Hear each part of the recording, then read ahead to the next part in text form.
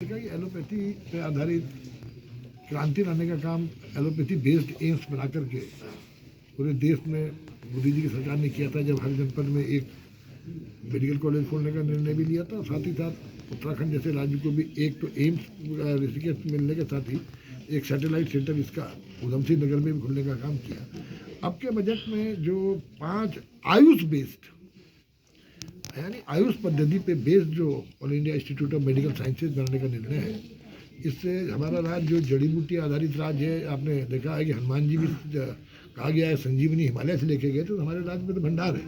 तो आयुष उद्योग को इससे बहुत बड़ा फायदा मिलेगा। किसान को जो जड़ी बूटी की खेती के माध्यम से उसके उत्पाद को एक बाजार भी मिलेगा और नई नई इसमें, क्योंकि ये एम्स बेस्ड है तो आयुष बेस्ड रिसर्च भी इससे निकलेगी, जिससे कि आयुष सेक्टर से किस तरह लोगों की जीवन को बचाने के काम हो सके। मैं तो इसका बहुत बड़ा फायदा इन आयुष के जो 5 केंद्र हैं, क्योंकि हमारे राज्य में हमने हरिद्वार में गुरुकुल कॉलेज जो हमारा कॉलेज है उसको प्रस्तावित भी किया और मुझे पूरा विश्वास है कि वो हमारा इसमें शामिल होगा और इस राज्य में संभावनाएं बलवती होगी, चाहे वो जड़ी बूटी की खेती की हो, जड़ी बूटी बेस्ड उद्योग की हो, ये इससे फायदा मिलेगा। सेमीकंडक्टर 2.0 की आपने बात करी, उससे उत्तराखंड को फायदा होगा? निश्चित रूप से देखिए, उत्तराखंड आज तकनीक के क्षेत्र में आप देख रहे हैं कि उत्तराखंड के अंदर टेक्नोलॉजी में हम लोग लगातार आगे बढ़ रहे हैं और इस सेमीकंडक्टर उत्पादन के माध्यम से हमारे नौजवानों को जहाँ उनकी एक जो उनके अंदर पोटेंशियल है उसको एक्सप्लोर करने का अवसर मिलेगा। वहाँ निश्चित रूप से आर्थिक दृष्टि से भी सेमीकंडक्टर 2.0 के द्वारा हम उनकी आर्थिकी भी मजबूत होगी। इस बार का बजट सर युवाओं के बारे में आपने फोकस किया कि PSLF की मैं रिपोर्ट देख रहा था, पीरियोडिक लेबर फोर्स सर्वे की रिपोर्ट देख रहा था, जिसमें कि पिछले 2024 से लेके 23 से लेके 25 तक का जो सर्वे था उसमें 9.8 समथिंग यानी कि 100 में से 10 जो युवा है वो बेरोजगार है। क्या इस बार के बजट से वो जो दर है वो कम होने वाला है या फिर कुछ? देखिए, जब भी कोई देश डेवलपिंग स्टेज से डेवलप्ड स्टेज में जाता है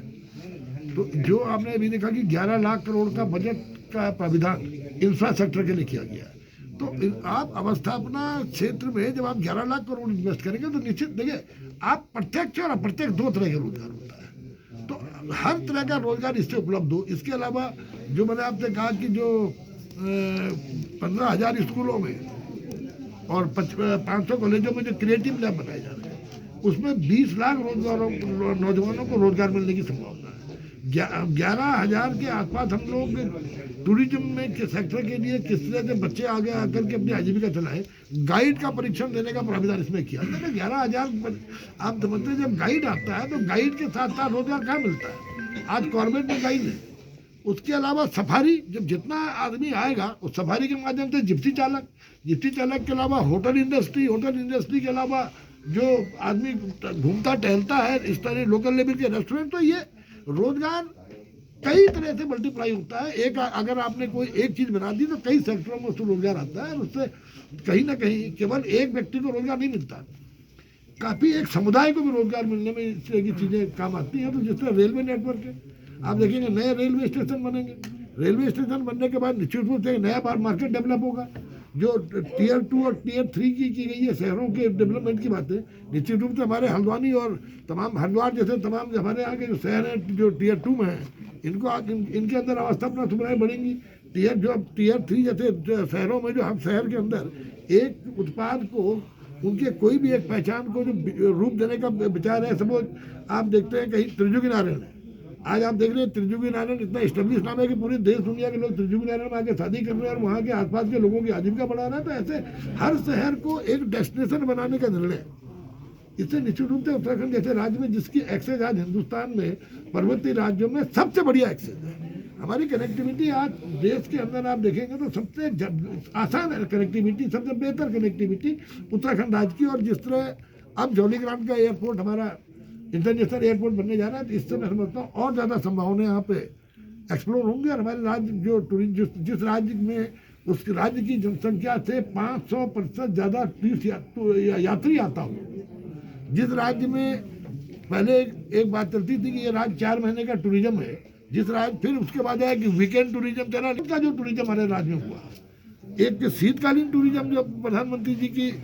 एक परिकल्पना थी उस पर यहाँ पर राज्य में शुरू हुआ। आज आप कैंची धाम में देखिए किस तरह से किस मात्रा में जा रहे हैं। तो आज इसी तरह ऐसे हर शहर के अंदर कुछ ना कुछ पौराणिक चीजें हैं जिनको स्थापित करके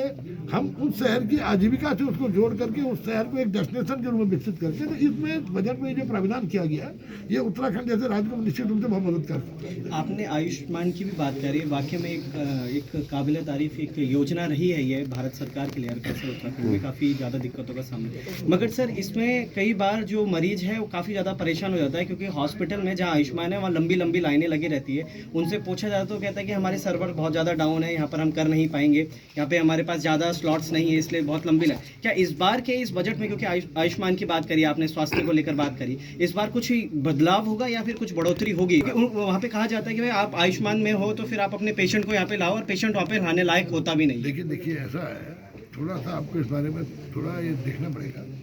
आयुष्मान योजना में जो भारत सरकार की जो योजना है उसमें